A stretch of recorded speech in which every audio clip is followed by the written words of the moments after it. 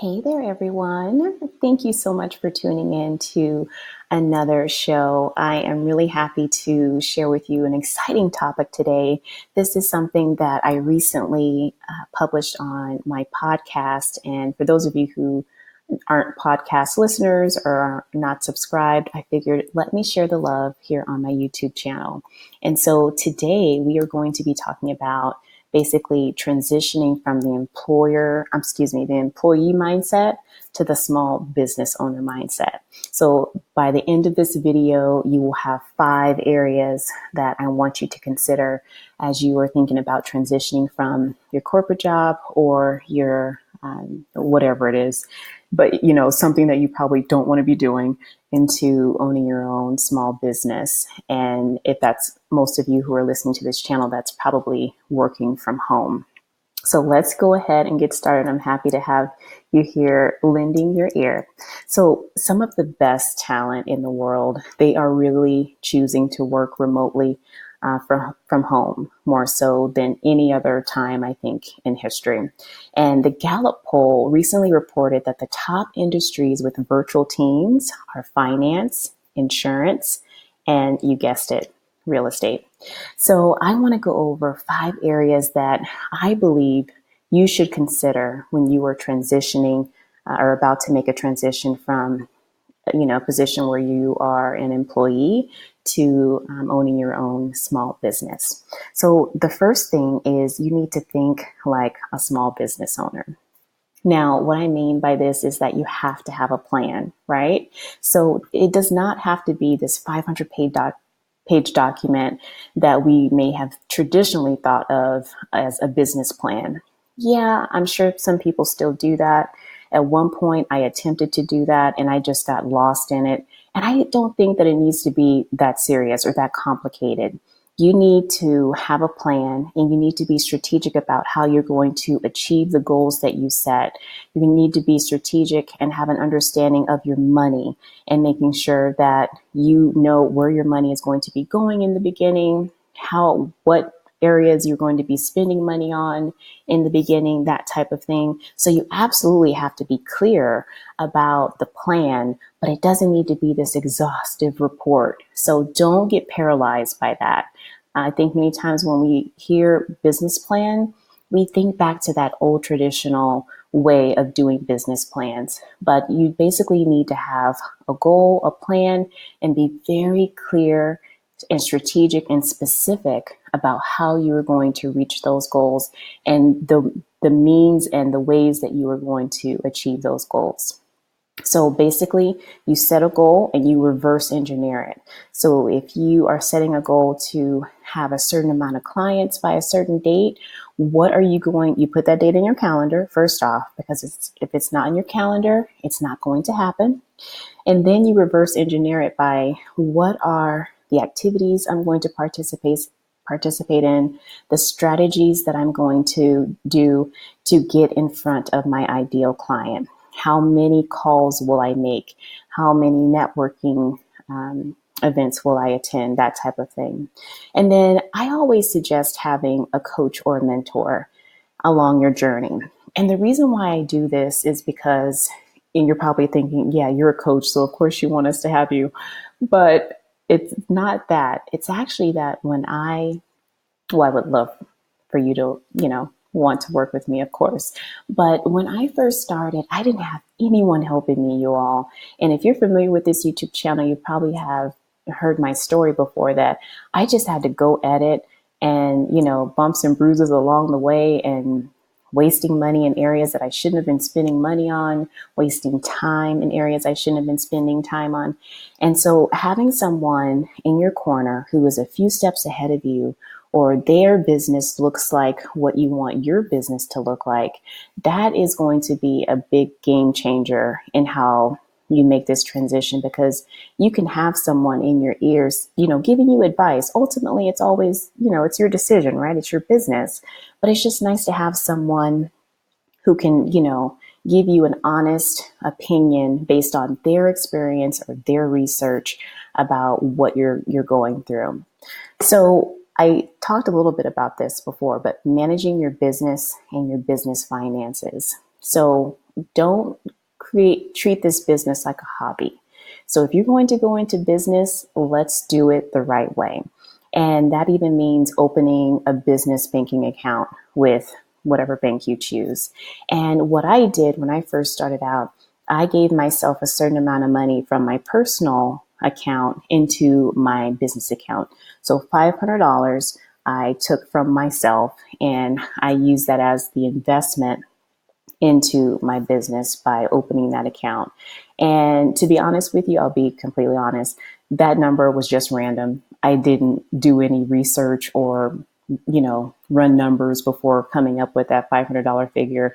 And I didn't even need that much to start the actual business in regards to overhead and that type of thing. So I want to be honest there. But you want to open a business banking account and always keep your money separate. So your business money should never be mingled with your personal money. Okay, that's really important. The other thing under this heading of thinking like a business owner is that you are all the departments in the beginning, right? So you are working the clients, you are managing your accounting, you are, just making sure that everything is going well in regards to your cash flow. You're invoicing your clients, they're paying you on a timely manner.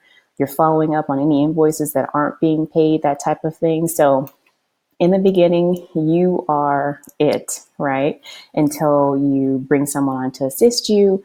But what I like to teach and promote is that when you first start, if you take the time to create systems and processes of how you run your business and keep everything organized, things will be so much easier than, just kind of going at it haphazardly. Okay.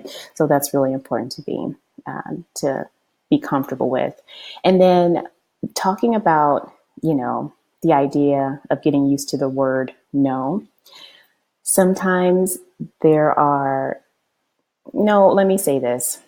Many times this type of work of working from home in real estate, for those of you who are interested in that, it attracts an introvert personality from the research that I've done and from the clients who I've worked with. And sometimes introverts are strong personalities, but it's like a silent strength. And sometimes we may be perceived as being soft, and sometimes we may just have a problem with saying no, right? And when you are working your business in the beginning, you will learn and you will become comfortable with saying no. Because sometimes you may take on a client because you're afraid to say no. And you find out, you know what, I should have listened to my gut because this client was not a good fit for me, but I was afraid because I wanted the money or whatever. I always think if one of my first thoughts about something is, I'm afraid, to say no because whatever, that's a red flag. Because just that word or that feeling right there is probably just false. And it's probably just your mind, those mental barriers just kind of taking over and letting your emotions take over. And so don't work based out of fear, okay? Work based out of your expertise and the knowledge and the skill sets that you have, and just being comfortable in that space and listening to your gut, and of course researching your clients and that type of thing. But get comfortable being able to say the word no and turn people down sometimes. And if you aren't comfortable with it in the beginning, trust me, you will eventually have to be, because sometimes it's just absolutely needed. Now, the second area that I want you to consider is flaunting your strengths. And I mean this in a good way. So to gain new clients, all that is based on the work you put into it, right? So when you were an employee, your boss just gave you work, right? And told you what to do, and you didn't have to go out there and work for it. But when you are a small business owner, you have to be comfortable talking about yourself in a way to where you present yourself in a way that you're showing them that you can be an asset to their business by your business collaborating with theirs is really going to take theirs to the next level. And you'll do that by X, Y, and Z. And so many times, again, introverts do not like talking about themselves. And so I advise that when you're pitching, you do it in a way to where, yeah, you say some highlights about your experiences or skills and strengths that you have that make you a great fit for the role, but do it in a way to where you have researched that client and you're able to put in some specific examples about how your skills is going to help their business grow as well. That'll help you get over the fear of pitching by not letting the whole focus be on you. Okay, so remember that tip. Now, I also want you to write down what other services you will advertise in addition to your main offer. So many of you listening to this show, you are interested in working from home in real estate as a transaction coordinator. And so that is going to be the foundational offer of your business. But many of us, we have had careers before, right? And we have had a ton of, skills that we have developed over the years. And so I want you to make sure that you are, presenting those skills in a way to where your client wants to use those as like an add-on service. So whether that is graphic design, maybe you are great at putting together websites or listing presentations or marketing, whatever it is, I want you to think about what other services that you will advertise in addition to your main offer. And if you want more ideas on that specific topic, jump over to, after you listen to this show, jump over to my podcast. It is called the Real Estate Transaction Coordinator Podcast, or you can just search by my name. And it's episode number 6, where I talk about some of the offerings of a real estate virtual assistant. The other thing is to notify your network. So when you're about to make this transition from, being an employee to owning your own business, there are going to be people who they maybe just never knew that this was a dream of yours or something that you've been planning for, especially those who are not in your, close network. And so notify them and just say, hey, I made this transition to working from home and this is what I'm doing. Because, and even if you don't want to say, if you know anyone who would be a great fit, please feel free to connect us. I think you should say that. But if that's too bold for you, at least I want you to notify your network, because that alone will probably spark some connections to be made. So don't be shy about letting people know. All right, we're on to number 3. You have to be diligent and disciplined. So I always tell my students, take small, consistent steps every day focused around your top revenue producing goals, and this will lead to your success. Let me say that one more time. Taking small, consistent steps every day focused around your top revenue producing goals will lead to success. You just have to be diligent and you have to be disciplined at it. And I know, that I don't like to hear excuses about time. We all have 168 hours in the week, and we all decide how we are going to spend that time. And so if this is something that you really want to make happen, trust me, you will find the time every day, even if it's in 20-minute increments or a half an hour or an hour that you can steal while maybe someone will watch your kids, or maybe you wake up early in the morning before the rest of the family gets up. Whatever it may be, however you steal time to basically, be diligent in getting this business started, or maybe you're even in a growth, stage of your business where you work the business during the day, but you need maybe more time to plan on how to scale it. You can always find time to do this. Okay, so remember that. Item number 4, take a realistic look at your personal finances. Now, many times people get nervous when I talk about their pocketbooks, because I know that, it's hard for some of us, but it's so important to know exactly what you're working with. Okay. So sit down and write out your personal budget. Let's take a look at what's coming in right now and what's going out the door. Are there areas that you could cut down on? right? So I want you to think about, debt. This is, something that I'm kind of big on. If you have debt, that's just like, it's a ball and chain. You have to remove it, right? And that's something that actually my husband and I have been working really hard on, just getting rid of mortgage debt. So that's the only debt that we have left. And even before I was married, it was important for me to get rid of debt. So I was able to get rid of my car loan debt, um, and my credit card debt. And most of us, have had credit card debt, or we do have credit card debt. And I just want to tell you that if you're saying I have so much debt, I don't know how I'm going to get from under it. I want you to know that I can understand and I can relate to that. When I was in college, for those of you who went to college, that first week is, like orientation week on the quad. They are like booths all around with different vendors, all kinds of activity going on campus. And my first week there was, I think it was Capital One or Discover, I can't even remember the name. And they had a booth, and if you applied for a credit card, you were going to get a free t-shirt. I was like, I can't pass that up. And that was the beginning of the end when I signed up for that credit card, got my free t-shirt. And let me tell you, that t-shirt wasn't free. That t-shirt cost me over $40,000 in credit card debt over the next 10 years. Okay. I'm just being completely open and honest with you right now. Okay.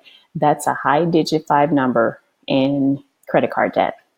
And I always thought that I was, like good with my finances because I would, pay the credit card bill on time, and it was okay to have credit card debt. It just, as I look back on it, it just made no sense. But sometimes you just don't know what you don't know, right? But I say all that to say, don't be discouraged if you have debt, but get aggressive about paying it off. Because I just got crazy, and I was like, I have got to get rid of this. And so by the time that we married, my husband and I only had student loan debt. I had gotten rid of all the credit card debt and paid off my car as well, and I still had student loan debt, which I paid off within our first a year or two of marriage. And so I just want you to understand that I understand, that it's a trap that many of us find ourselves in, being in so much debt. But if you don't do something about it, you will never have that mental freedom. Just sit for a second and think, what would it feel like to not have any financial debt? Just think, what would that feel like? Like, I am so excited, as we get closer to, we're trying to pay our mortgage off in 15 years, and I just think to myself, like, that is going to be amazing for everything coming in, money, to basically stay in the household except for, utilities and food, that type of thing. But to not have any, debtors, it's a huge deal. And I want you to experience freedom, financial freedom, and just be able to work from home in a way to where your mind is clear of that. And that may not happen when you first start your at home business, but make it a goal, make it a priority to get rid of debt. You and your partner and your spouse, make it a priority. If you're single, you actually have an advantage because you don't have to convince anybody, like, oh, let's do this together, and maybe they don't want to or whatever. So if you're single, you actually have an advantage here. Just decide to do it and do it. All right, I'm gonna get out of your pocketbook. Okay, the last area, the fifth area that I want you to consider is you have to walk the walk, right? Hold your head up and tap into your inner strengths and find confidence in yourself that you got this, that you can do this.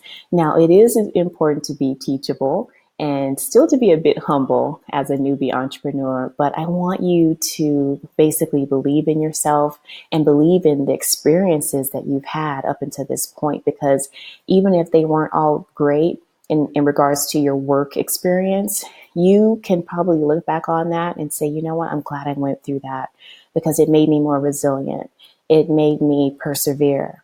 It built my character. It made me appreciate this. It made me understand that I no longer want to do this and I want to do that. So take time to look back and just, be confident moving forward. Give yourself grace. That's something that is really important. Give yourself some grace.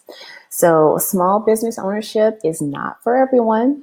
I'll be completely honest, but that's okay. It takes all types, right?